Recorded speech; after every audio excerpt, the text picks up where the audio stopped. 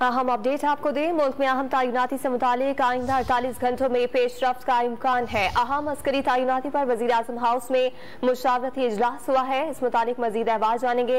इस्लामाबाद से chief reporter Sanaullah Khan हमारे साथ मौजूद हैं। सनाउल्लाह, बताएगा इजलास की अंदरूनी कहानी क्या है, किन मामलात पर गौर हुआ?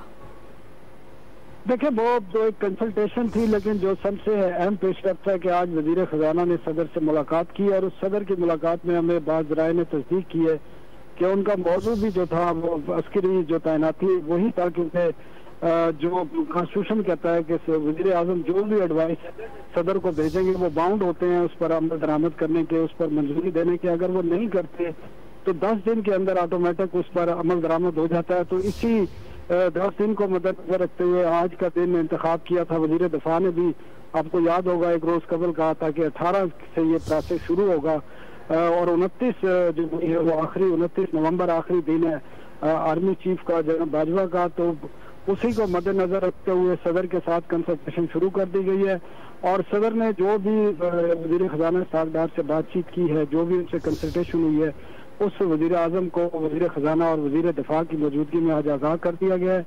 और हमें जरा ये तस्दीक कर रहे हैं कि अगर सदर साहब इस मामलात पर तैयार हैं, क्योंकि माजी में कुछ जो वजीर आजम की एडवाइस थी उन्होंने उस पर अमल नहीं किया था और वो फिर मामला 10 दिन के बाद ऑटोमेटिक उस पर अमल दरामद शुरू हुआ था। तो अगर सदर इस बारे में कोई ले तो लाल से काम लेते हैं किसी समरी पर सदर की वजीर आजम की एडवाइस पर, तो फिर उनको ये भी आगाह कर दिया गया है कि 10 दिन के अंदर 29 से 29 तक ये ऑटोमेटिक समरी जो इम्प्लीमेंट हो जाएगी। तो ये सूरत हाल है और लगता यही है कि आइंदा 48 घंटों के अंदर अंदर इस मामले पर बाकायदा हुकूमत की तरफ से भी कोई ऐलान जारी हो सकता है। जी, बहुत शुक्रिया सनाउल्लाह खान, आपने इस मुतालिक मजीद अपडेट किया।